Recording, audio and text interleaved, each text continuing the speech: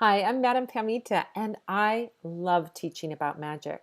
If you have a question about spells, the law of attraction, spirituality, witchcraft, Slavic folk magic, spirits, divination, you can join me on Sundays at the Live Magic Q&A where we record an episode of my podcast, Magic and the Law of Attraction, and then I answer your questions on anything mystical or magical live over Zoom.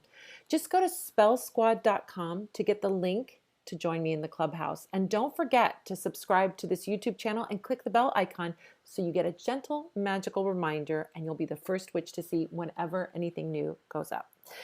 Here's a great tidbit from one of our past Q&As answering a really important spiritual question. All right, Patty has a question. Hello, everyone. I was wondering if you can tell us more about reflective magic and can give us a technique on how to use. Oh, I'm really good at reflective magic, so you come to the right place. So let's talk about reflection. First of all, reflection is, there's a lot of directions with reflection magic. So reflection can be reflecting something away from you. It can also be reflecting something toward you to empower something. So we can use, this is a great example that shows up in a lot of different cultures. Actually, we see mirrors being used in feng shui, for example, as reflective. We see mirrors being used in Wicca as reflective and also reflective. So you can use reflective magic in a number of ways. One way you can use it is to reflect something out away from you. So we have things like Bagua mirrors, which are the feng shui mirrors that are reflecting negativity away. We can also use this in our candle spells by using glitter, in particular glass glitter, which is little pieces of mirror, can reflect away something we don't want. But little pieces of mirror are like a disco ball too. And if we want to use them in a different way, we can also use them to attract something to us, right? Just like when you dress up in a sparkly dress, everyone goes, "Ooh, look at you," right? We dress up in a sparkly outfit, everyone's like, "Oh, wow, look at you." So the same thing, we can use glitter to reflect away something if that is our intention, or to bring attention to something. So it's a tool that can go either way. There's a lot of tools in magic that have that kind of duality to them, that they can be used more than one way. So that's with glitter. With a mirror, we can use it to reflect away. So you could put a mirror, for example, over your door, or a mirror in your window facing outward so that it reflects away negativity from your home or your business.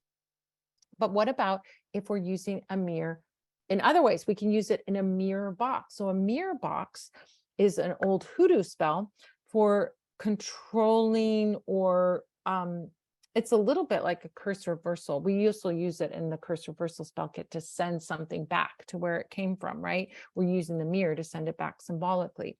So the same thing with a box spell, it's a little bit different, where we put a puppet of a person who is bothering us or is causing us problems or is, doing magical spells against us.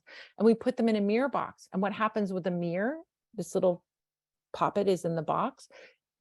That puppet represents a person, and they send the spell, the negative spell, towards you, but it will bounce back to them because of the mirror. If they're not sending any negative spells, we don't have to worry about it. Same thing with curse reversal work. If nobody's doing anything negative, it's not going to harm anybody. It's just reflecting back what they're sending to us. So same thing with a mirror box. So you make a box with a mirror on the inside, and you can put that puppet in there to block them from sending anything negative your way. But we can also use a mirror box for reflecting back something good if we put a puppet that represents ourselves, right? So we can do it that way. So that's another way you can use a mirror box. But there's something even better, which is a real mirror with your face in front of it. And that's the way we can empower our magic spells. One of the things that I recommend to people many times is to do self-love work in front of the mirror. When you wake up in the morning, what do we all do? We look in the mirror. Oh, I look so tired. Look at those bags under my eyes. Oh, I got a pimple here. Oh, look at that wrinkle. Look at that gray hair. Oh, I'm not looking so good, right? We are always critical of ourselves when we look in the mirror. Most of us are, because our society and the programming that we have and so on always makes us feel less than. Well, let's flip that on its head and instead use our mirror for our self-love work. I have this is something I often recommend to people for empowerment work. What is it that you want to be? What is it that you want to see in yourself? Simplest one is just look in the mirror, look yourself in the eyes and say to yourself, I love you. That's a very powerful spell that you're casting on yourself. And you are casting on yourself because you're putting those words out there. You're looking at yourself in the mirror and it's coming back to you, right? We're sending it back to ourselves. So we can say, I love you every day. And that can be very emotional for some people. Sometimes people feel a lot of emotions, tears come, or there can be, it really shows you something. If you start to feel some real emotions about saying to yourself, I love you, that's the place you need to do the work. But we can do all kinds of things. Maybe you're wanting to be a writer and you're not feeling really confident in your writing and you're kind of feeling like imposter syndrome. Then I would say to you, look in the mirror and say to yourself, look in your eyes and say, I am a writer, right?